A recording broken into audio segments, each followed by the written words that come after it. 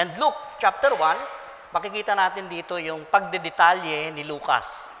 And I recommend na kung gusto nyo magbasa about Christmas, the Gospel of Luke is very, very, masyado siyang magandang basahin.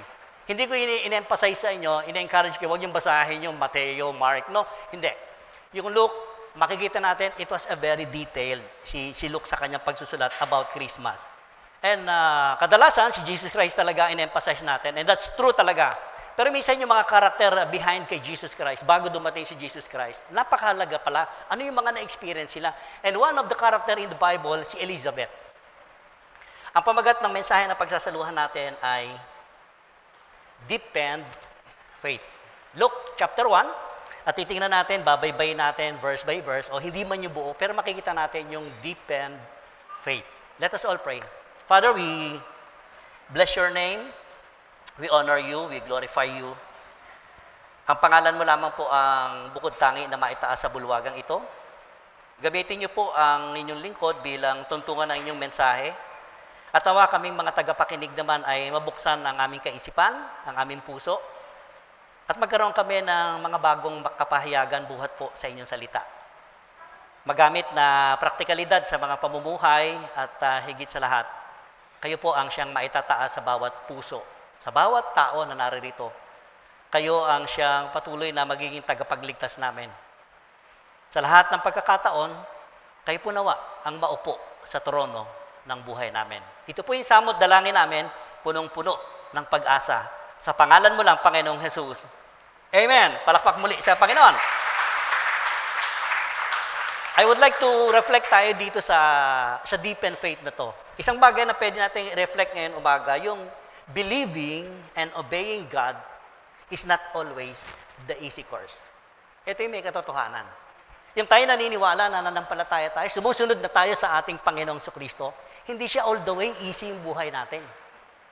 Mapalad tayo kung puro easy way na lang, di ba? Katulad ko rin, ang dami rin naman mga lubak-lubak sa buhay bago ako napunta rito sa kinatatayuan ko. And there are so many things talaga na habang naniniwala tayo kay Kristo Jesus, habang sumusunod tayo kay Kristo Jesus, hindi po madali.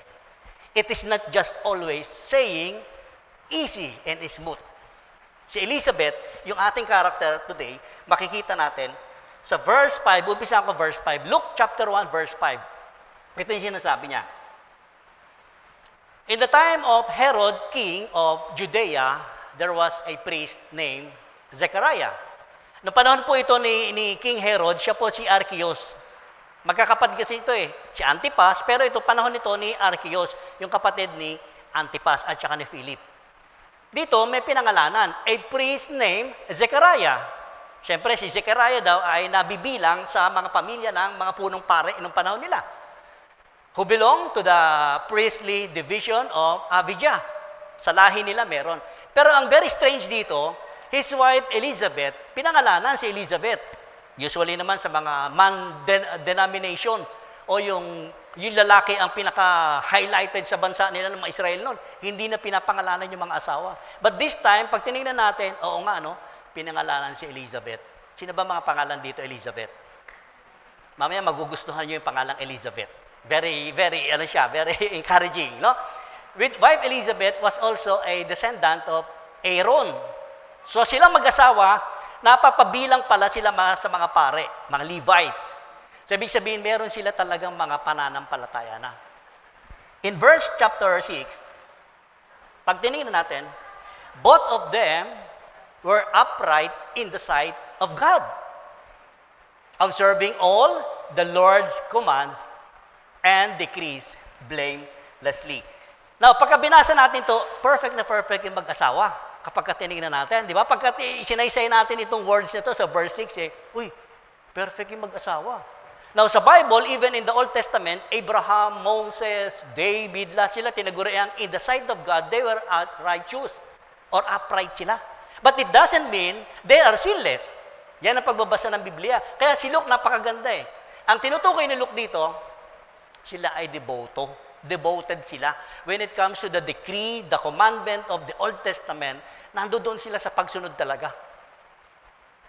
Tayo pwede rin, just like Elizabeth and Zechariah, o mag-asawa man tayo, di ba? Ang napakagandang katangian nila rito, they were upright and observing all the Lord's commandment. Verse 7, pero may problema. Sa kabila ng kanilang deboto, sa kabila ng kanilang pananampalataya, may problema silang mag-asawa. Anong problema nila? But they had no children. Marami sa mga mag-asawa, ito talaga ang nagiging problema. Why? Because Elizabeth was barren. Baog po si Elizabeth. Baog siya, hindi siya magkakaanak. And sabi rin, and they were very old. Pag binabasa nito, naalala natin si Abraham. Abraham and Sarai, di ba? Si Sarai, almost 100 years, nagka-baby siya. So dito makikita natin, probably pag tinignan natin, they were both very old. O pag old, anong papasok sa isip natin? Senior na sila, no? Maybe 60 to 70 years old. Alam naman natin yung panahon nila, di ba? Unlike today, pag 60 talaga, wala na, menopausal ka na lahat. Dito, pwede natin i-consider si Elizabeth at si Zechariah, matanda na. Nakita niyo yung picture kanina, na may kargang bata, si Zechariah at si Elizabeth, matanda na sila. At meron isang babae na sa tabi nila, mamaya we will discover who is she. Sino siya? Ito ang kondisyon nila ngayon. Sa kabila ng kanilang pagsunod, sa kabila ng kanilang magiging matapat na mananampalataya, ito ang problema nila. Hindi sila magkaanak because Elizabeth was barren. Struggle nila yun eh. And most of the time, sa mga man-dominated na nation, katulad ng Israel, ang sisihan nila lagi, kasi ikaw baog ka. No? Ang sisihan lagi sa babae. Hindi tayo magkaanak kasi ikaw baog. Tapos yung preconceived nation ng mga nasa paligid, kaya nangyayari sa inyo yan, makasalanan kayo. Nakita niyo yung nature? Sa panahon natin, pwede rin yun, di ba? Kaya hindi magkaanak yung mga kasi daming kasalanan ang ginawa niya bago sila nag-live-in muna. Ang dami-dami natin pinapatong ng mga panghuhusga. Pero dito makikita natin, sa kabila ng kanilang pagsunod, yun pa yung nagiging problema nila. Sa atin, hindi sa lahat ng pagkakataon, ang tao dumadanas ng maraming pagsubok, problema sa buhay because of their disobedience. Right? Pwede rin pala, because of your obedience to God, walking in His righteousness, may mga trials ka sa buhay. Remember that yung mga disciples niya, nung sinabi niya, let's go over at the other side. Kasama si Kristo Jesus sa bangka. Sumunod sila, pero anong dinanas sila? Di ba bagyo? And so be it, tayo, habang sumusunod tayo sa Panginoong Jesucristo bilang Panginoon at tagapagligtas, it is not an easy way talaga. Kaya ang daming nagba-back out. Anong sabi ni Jesus? Mas pinipiling lumakad sa malapad na daan, pumasok sa pintuang maluwang. Samantalang sa kabila, makitid na daan, makipot na pintuan. Doon yung makakasumpong kayo ng kaligtasan. On the other side, it will destruction. Malinaw na sinasabi ng Panginoon. So sa ating pamimili, doon talaga tayo nahuhulog. But dito, si Elizabeth at saka si Zechariah, gusto ko ma-emphasize, sumusunod sila sa commandment sa Lord. Pero sa kabila ng lahat ng iyon, ito yung kanilang hinaharap na problema. Simple lang ba yan? Pastor, simple lang naman yung problema lang. Mabigat po yan. Sa mag-asawa, kapag hindi ka nag-anak, daming trials yan. A big challenge sa mag-asawa yan. Yung aking anak na bunso, ilang taon na sila, hindi pa sila magkaanak. And I always preaching the gospel. Ito, pinipreach ko, si Abraham, matanda na. Si Elizabeth, matanda na, hindi pa nagkakaanak. No? Pero nagkaanak sila. Things that are impossible to human mind, it will be possible for God. Palakpakan natin si Lord. Walang imposible sa Panginoon. Ito yung problema nila. Now, verse 13, tatalon ako ng verse 13.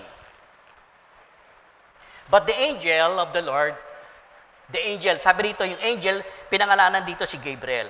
Ang sabi niya kay Zechariah, may sinabi siya kay Zechariah, do not be afraid, Zechariah, your prayer has been heard.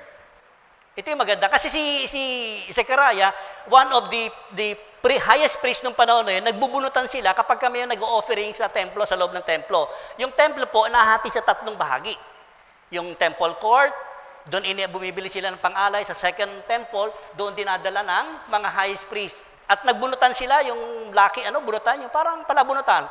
nabunot yung pangalan ni Zechariah, na isa siya sa mga high priest na papasok doon sa templo ng Holy of All Holies. Pag pumasok yung high priest doon, mahaba yung laylayan nila, may kalembang yan eh. Yung kalembang na yun, pagka tumunog, ibig sabihin, buhay siya. May tendency kasi yung pumapasok doon, hindi na lumalabas ng buhay. Pero remember that Zechariah is a highest priest. Ang prayer niya siguro, yung bansang nasyon ng Israel, pagpalain ninyo, dumating nawa yung tagapagligtas, yung Messiah, yan yung prayer niya. At siguro meron pa siyang PS. Meron siyang pahabol na sulat kay Lord. Ano yon? Hulaan nyo. Kung kayo si Zechariah, siguro ang PS niya kay Lord, bigyan niyo po ninyo kami ng anak. Right? Di ba tayo ganyan? Pag nagpe-pray tayo kay Lord, minsan, yes, pinagpe-pray natin ng congregation, pero meron tayong something that is personal sa ating mga panalangin, just like Zechariah. I'm sure, yun yung kanyang masiding panalangin sa Diyos. Nakita natin, ang sabi rito sa verse 13, but the angel said to him, meaning kay Zechariah, do not be afraid, Zechariah, your prayer has been heard. Ano ibig sabihin? Your wife, Elizabeth, will bear you a son. And you are to call him John. Si John the Baptizer po, para sa kaalaman natin. Yung sumulat ng gospel sa Biblia, si John the Beloved po yun. Now, itong tinutukoy natin, yung anak ni Elizabeth, to be born, si John the Baptizer. Siya po yung si John the Baptist, yung nagbabautismo sa tubig ng panahon noon sa Ilog Jordan. For your knowledge lang po. Ito ngayon, birin nyo, very specific, di ba? And remember that Mary, nung nagpakita rin sa kanya yung anghel ng Diyos, ganito rin ang sinabi sa kanya, you will conceive a son. And you will call him, yung kinanta natin kanina, ano? Ano yung kinanta natin kanina? Emmanuel.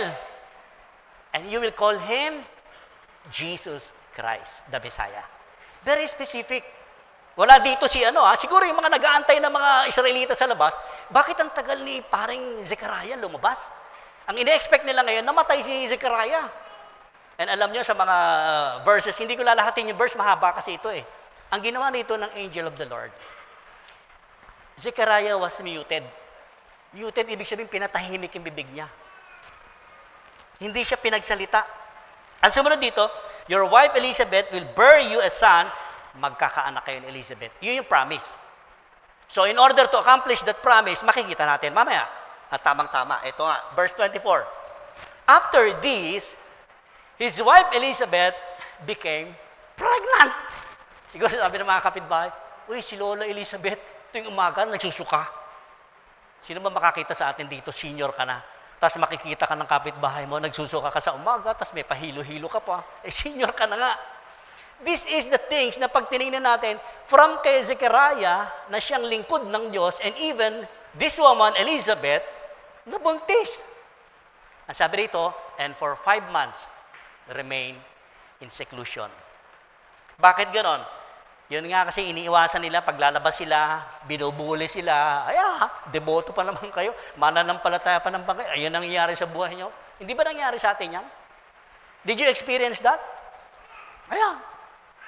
Simba ka na simba, Bible study ka, ano nangyayari sa inyo? Dami yung sakit. Di ba? Ang daming ganyan mga kaisipan ng sa paligid natin, binabato sa atin. And this Elizabeth, yun yung iniiwasan nila, lumabas sila ng bahay nila kasi lagi silang binubuli, hindi na kayo magkakaanak, baog ka kasi. Di ba? Very hurtful yan sa atin. And even us, today, ganun din ang pwede nating maranasan. Gusto mo na lang exclusive ka na lang, doon ka na lang sa bahay mo, wag ka na lumabas. Pero this time, nakita rito for 5 months. 5 months, malaki na ang tiyan, di ba? Tama? Siguro, nung lumaki-laki na tiyan ni Elizabeth, para ilabas niya sa bahay nila, nag-iikot-ikot siya ron. Ano kayo ngayon? Ano yung sinasabi niyo? Senior citizen, ha? Tandaan natin. Siguro, para ipakita niya talaga, ano kayo ngayon? Verse 25. Tingnan yan, sabi ni Elizabeth.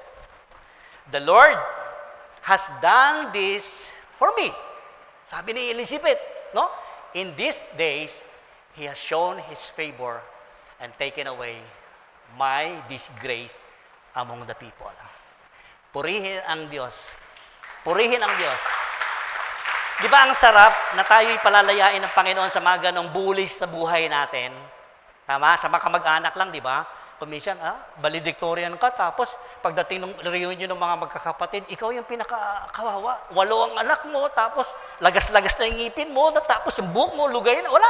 Di ba? Para sinasabi, ito ba yung valedictorian namin nung araw? Bully, nangyayari. Pero salamat, di na natin dito. Inalis ng Lord yung kahihiyan na binitbit ni Elizabeth at ni Zechariah. Siguro si Zechariah, minute nga siya. Hindi siya naging deaf, hindi siya pipi. Minute lang siya talaga ng Lord. Siguro panay ano niya?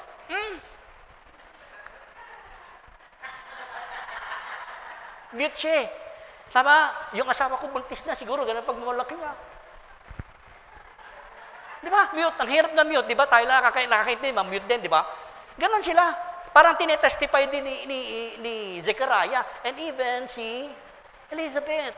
At yun ang biyaya. Yun yung biyaya ng Lord. Sabi niya, yung disgrace, inalis ng Panginoon sa buhay namin yan. Tayong lahat, inaalis ng Panginoon yung mga kahihiyan na dulot ng ating naranasan. But we have a choose. We have to choose the right path, even though hindi smooth o easy nilalakaran natin, mga kapatid. Mas piliin nating lumakad, sumunod pa rin sa sinasabi ng salita ng Diyos. We have to obey. The next verse, yung sinasabi sa 36, even Elizabeth, your relative, is going to have a child in her old age. Kinausap kasi ng angel, si Maria. So mahabang yung verse i-concise ko lang. Kinausap ng angel of the Lord din si Maria. You know that Mary, estimated ko lang she is about 12 years old. And remember, sa Israelite, ang nagiging teenager is 13 years old. Kaya nga 13 13 years old. And even Mary, hindi siya makapaniwala that the angel of the Lord nag-reveal sa kanya, you will conceive a son, a baby boy. Sabi niya, paano mangyari? I am 12 years old, hindi pa ako nagkakaroon ng mens. Kita niyo yung imposible, nagiging posible sa Diyos, ikaw ang magbe-bear ng son ng tagapagligtas ng mundo. 12 years old, sino mabubuntis noon? Pangalawa, hindi sila nagsisiping ni Joseph. Nagsalita ang angel, sabi sa kanya, kahit yung tiyahin mo, yung lola mo si Elizabeth, nabuntis, sabi na, is going to have a child in her old age.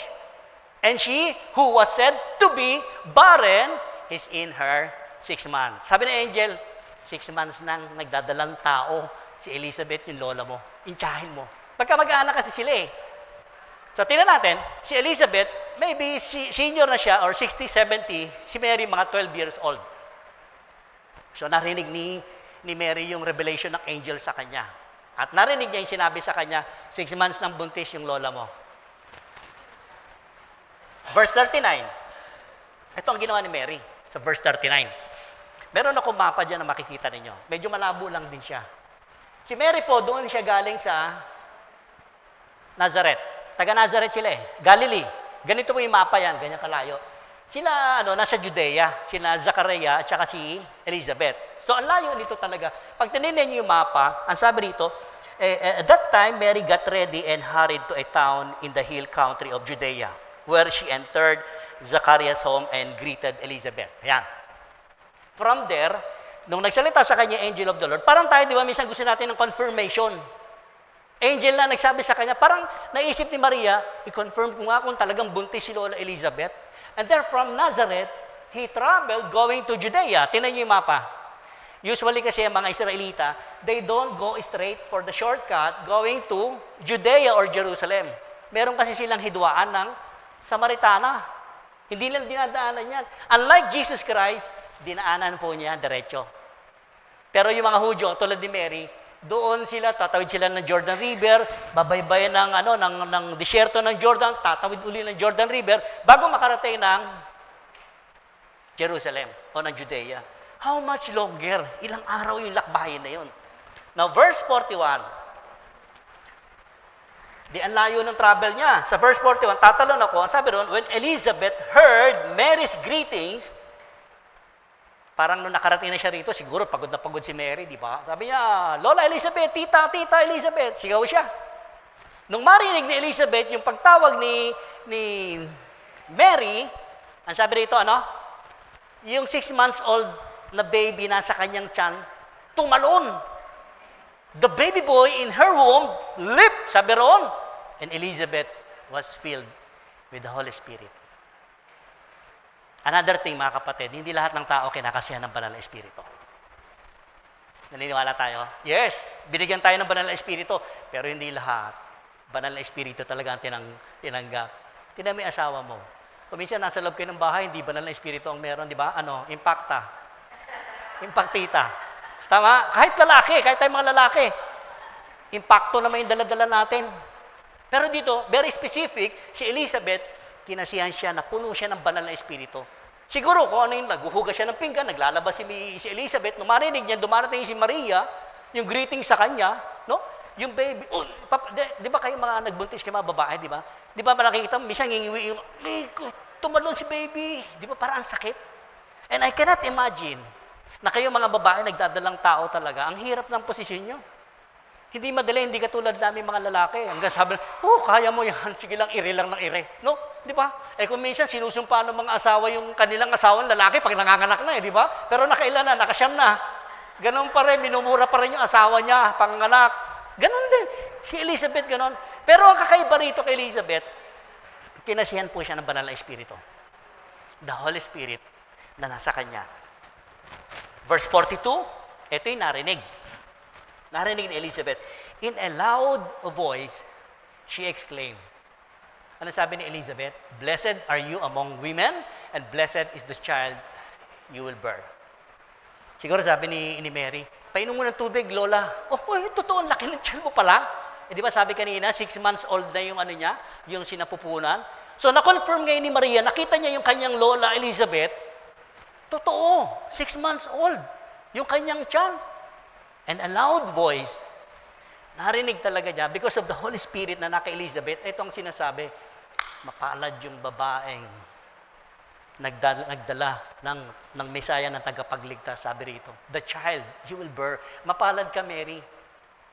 Mapalad ka, Mary. And sa situation na to, pwede kong i-describe na, lola niya si Elizabeth, no? Parang nag-bow down si Elizabeth ngayon dito sa kanyang pamangkin na si Mary. Why? Because of the son, pitus pa lang dito kay Mary, sa pagkakataon na to, pitus pa lang si Jesus Christ, yung bata na nasa loob ng sinapupunan ni Elizabeth, nagpupuri na doon sa ipapanganak ni Maria. Kaya kailangan natin magpuri sa Panginoon. Purihin natin ang Lord.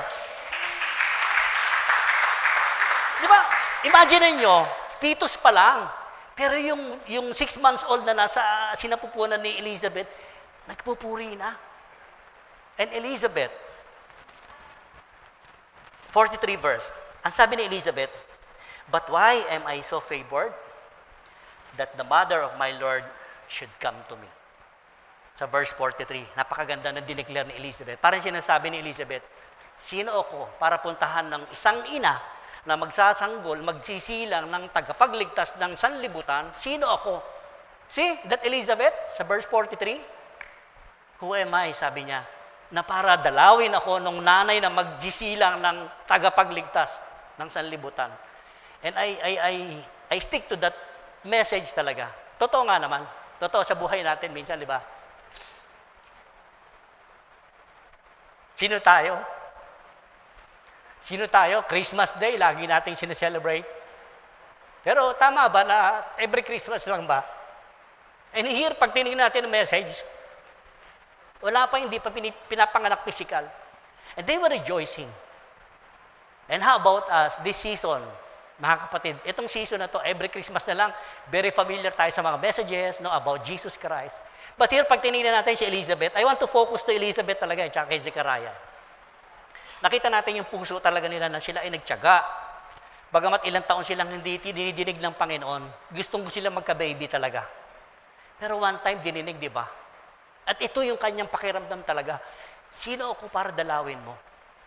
And it was rejoicing also doon sa ipanganganak ni Mary. Verse 44. Sabi niya ngayon, ito yung confirmation. Sabi ni Elizabeth, nung marinig ko yung sigaw mo sa akin, Lola Elizabeth, sabi nito, of your greeting reach my ears, yung aking dinadala, naglulundag sa tuwa. Kasi siya may katawan siya ang nakakaalam. And it was a confirmation din talaga kay Elizabeth, tama? At lalong confirmation kay Mary, nang pumunta siya, nakita niya malaki na siya ng kanyang lola Elizabeth. And Elizabeth, pinatotohanan talaga sa kanya. Yung aking dinadala, nagpupuri, naglulundag, ang sakit nga eh. Ito yung maganda. Ang sabi ron, the baby in my womb lived for joy. Kaya nga pag Christmas, dapat masaya tayo eh. Because there is a baby boy born in a manger. Merong batang isinilang para sa ating kaligtasang lahat. Yung mga greatest gift natin. Kung meron tayong matatanggap na perfect gift this season talaga, it was Jesus Christ alone nung siya ay isinilang dito sa sanlibutan para sa atin pong lahat. The next verse na makikita natin, 45. Ang sabi dito, blessed is she who has believed that what the Lord has said to her will be accomplished. Tama naman tayong lahat, di ba? To see is to believe. Pag tingnan natin si Mary, parang gano'n yung sa kanya, kailangan makita ko para makita ko rin yung totoong sinasabi sa akin ng anghel. It was accomplished, yung promise dito, pag tinignan natin. Naniwala talaga siya, nung makita niya, na-confirm niya, yung pinangako sa kanya, magaganap at magaganap. Ano nangyari? Verse 56. Tatalon ako ng verse 56. Ang sabi rito, Mary stayed with Elizabeth. Mary stayed with Elizabeth for how many months? 3 months. O, mathematics tayo. 6 months old na yung tiyan ni Elizabeth, di ba? O, nag-stay siya rin sa bahay ni Elizabeth ni Zechariah ng 3 months. Ilang buwan na yung tiyan ni Elizabeth? Total of 9 months. Nanganak. Yes, 9 months nanganak si Elizabeth. Ibig sabihin, hindi natin mababasa sa ibang passage to eh. Si Mary, nag-antay doon ng 3 months and Mary also got pregnant for 3 months that time. And 9 months with John the Baptizer. Kaya mas matanda si John the Baptizer kay Jesus. And remember, John the Baptizer, kaya siya pinanganak para ihanda yung dadaanan nitong Messiah. And even in our own life, mga kapatid, paano ba natin inihahanda ang daan patungo sa paanan ni Kristo Jesus? Yan. Tingnan natin ngayon sa mga buhay natin. Just like John the Baptizer. Yung bang malalaman mo yung sarili mo, yung purpose mo sa buhay ngayon? Ako. Ang purpose ko sa buhay para ihanda ko yung daadaanan ng Panginoong Kristo. What is the point? Pwede rin tayo. Na tayo ang magiging daan ngayon papunta sa mga tao na hindi pa nakakakilala kay Jesus Christ. And we will introduce Jesus Christ, the Lord and Savior of the world. Pwedeng-pwede yun. At yan yung nangyari. So 9 months, 57 verse. When it was time for Elizabeth to have her baby, she gave birth to a son. Remember, ang sinabi sa kanya, papangalanan mong John. Very specific. John ang ipapangalan nila. Kasi noong panahon ng mga Israelita, ang mga pangalan pare-pareho, di ba? Simon, ito pare-pareho, Simon, Matthew, Mark, pare-pareho siya mga pangalan, halos. Minsan, first, the second, third, junior, lahat yan, dyan natin nakuha yan eh. But this time, very specific, yung binigay na pangalan sa kanya, John, ang ipapangalan, hindi susunod, sige, Zechariah. Verse 58. Ito yung nangyari, nung manganak si Elizabeth, yung kanya mga kapitbahay, nag-rejoice din sila. Customarily, sa kanila, pagka ganon, nanganak. Kasi ano yun eh, barren nga siya eh. Parang ano eh, God's grace talaga eh. So lahat ng mga nagbubuli sa kanila, sa pamilya nila, sa mga kapitbahay nila, they rejoice, they shared their joy. Because something is coming, parang imposibleng nangyari ito. Di ba parang tayo, kung minsan may mga imposibleng bagay. Yung nga napagaling lang tayo sa sakit natin, di ba? Nagre-rejoice tayo. And so be it, eto rin naman. More than rejoicing in their heart. Verse 59. On the 8th day, eto naman, on the 8th day, pag tinignan natin, si John the Baptizer, dinala sa templo to circumcise para tuliin, according to the law. And given the name in their father, Zechariah. Eto na yung senaryo, nandun na sila ngayon sa, syempre, bibigyan ng pangalan to. Immuted nga si Zechariah eh. Ang sabi ng mga bigyan ng pangalan niya, Zechariah the second. Ganyan nire-request ng mga tao doon. Ang sabi ni Zechariah siguro,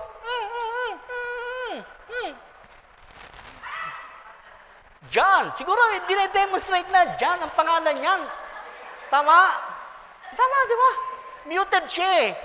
Siyempre, i-describe mo kung anong pangalan nung ipapangalan doon sa anak mo. Kasi ang customarily, sa kanila, isusunod sa pangalan ng tatay, Zechariah. Dahil ibinigay nga ng angel of the Lord, specific name kay John, ang sabi niya sa 60 verse, but his mother, Elizabeth, spoke up and said, no, sabi niya, John ang ipapangalan dyan sa anak namin. John. Di pagdating sa pangalan pa rin, sumusunod din si Elizabeth, di ba? Maging si Zechariah, na-mute kasi siya eh. So John talaga ang gusto nilang pangalan. Kaya tayo, sa buhay natin, pwede rin yun. Na ipagpipilitan natin kung ano yung kalooban ng Diyos sa buhay natin. Even though sometimes, many times sa buhay natin, hindi natin maunawaan. Elizabeth and Zechariah, ito yung dinana sila. Sa kabila ng kanilang believers, devoted sila sa Panginoon, sa pagsunod, merong reward, may ganti talaga ang Diyos. Have you already given up on God? Minsan sa buhay niyo ba? Ito yung mga memories na iiwan ko sa inyo sa mensahe. Have you already given up on God? Yes, Pastor. Minsan, naisip ko talaga na bumitaw na ako sa Panginoon. Because of my experiences. Because of my circumstances sa buhay ko. Maraming bagay sa buhay natin na sometimes talagang parang nalulubog tayo doon. Kung minsan talaga, di ba, one problem, coming another problem, hindi pa natatapos yung dalawang problem, eto na naman yung pangatlo, eto na naman si pang-apat, panlima, ang dami, so forth and so on. And you are already, sabi mo, Lord, gusto ko nang bumitaw. And remember that God has not given up on you and me. Hindi tayo bibitawan ng Panginoon, mga kapatid. Never, ever. Kaya kung naiisip natin ito, konting panahon lang, segundo lang nawa. Maisip natin, Lord, gusto ko nang bumitaw, gusto ko nang sumuko. Because hindi ko na kaya yung buhay ko. If you see yung kaninang picture, tatlo sila doon eh. Pag tinin natin yung picture na ito. Yung next slide, pag tinin natin, basahin natin sabay-sabay. I would like to read. God, hindi tayo bibitawan ng Panginoon. Whether you are in a circumstances na uncontrollable, or ikaw yung binibless ng Lord, di ba? Pag binibless naman tayo ng Lord, napakadali sabihin, kalooban ng Lord ito. Pero how about nandoon ka sa posisyon sa buhay mo na hindi mo kontrolado at kada dating na lang ng problema, pagsubok sa buhay mo, parang nilulubog ka unti-unti doon sa ilalim ng kinatatayuan mo. Remember always this one, God has not given up on you. Any situation sa buhay mo, kung ano yung kinakaharap mo yung kapatid, hindi ka bibitawan ng Lord. Yung tatlo sa picture kanina, yung isinilang, si John the Baptizer, si Maria po yung nasa likod ni Elizabeth. Yung kanina pinakita ko sa title, Zechariah and Elizabeth, and the other woman there is Mary. Kaya nasaksihan ni Mary yung pagkasilang ni John the Baptizer. Kaya pwede kong i-recommend sa inyo, pwede kong isabihin sa inyo, yung buhay ni Elizabeth, napakaganda. In the life story of Elizabeth, we see that her many years, yung maraming panahon na tiniis nila ni Zechariah, sorrow, shame, and sufferings, deepen her faith in God rather than destroy it. Kung meron tayong pipiliin, mga kapatid, piliin pa rin natin na sumunod pa rin tayo sa salita ng Lord, sa salita ni Kristo, kung ano yung sinasabi ni Kristo sa atin. Not other teachings, not other the teachings of Jesus Christ. Because there are so many teachings talaga na malilito tayo. Pero sa panahon na ganito, hindi tayo binibitawan ng Panginoon, stick ka na lang. Ganon din naman eh. Pero in the end, nakita natin sa buhay ni Elizabeth, it's not an easy and smooth way sa buhay po nila. And even us, each and everyone, hindi po madali. Mga kabataan, sa buhay po ninyo, wag na wag kayong bibitaw sa Panginoon. Kung minsan, binitawan kayo ng magulang niya, windang-windang ang buhay ng bata, di ba binitawan ng magulang eh. Pero mayroon isang tao, mayroon isang Diyos, na kahit kailan hindi ka bibitawan. Mawala naman magulang mo, kapatid mo, pero ang Diyos, natatay ninyo, never ka bibitawan ng Panginoon. Let us praise the Lord. Last na pwede kong i-share sa inyo, don't stop believing, okay? Don't stop believing, don't give up on God. Huwag na wag po. Huwag na wag tayong hinto sa pananalig at pananampalataya sa Panginoon. And don't give up on God kahit na binitawan ka na ng mga mahal mo sa buhay. Father, we thank you and we bless your name. Patuloy ka namin pupurihin lalo sa mga mensahe na pwede pong maging daan sa kapahayagan po ninyo sa personal na mga buhay namin. Salamat po dahil apart from you, wala kami rito, wala kaming mga pag-aaralan. At salamat sa banal na Espiritu na patuloy po na siyang naghahayag ng mga bagay na hindi po namin maunawaan. At lalo naman sa panahon na kami ay down na down, lagi nandyan ang salita mo. That's why, Lord, meron kaming Lord Supper, meron kaming pinagbabahagian, meron kaming inaalala lagi. What have you done on our lives? Kung ano yung ginawa mo sa krus ng Kalbaryo, ano yung mga tunay na kahulugan nito para sa amin. At salamat, ikaw ang nagbuwis ng lahat ng ito. Ang buhay mo, Panginoon, ang siyang ipinambayad rather than our own lives. Pero salamat, dahil nandiyan lagi yung biyaya at kahabagan mo sa bawat isa. Pinupuri ka namin, pinapasalamatan ka namin. In Jesus' name we pray. Amen.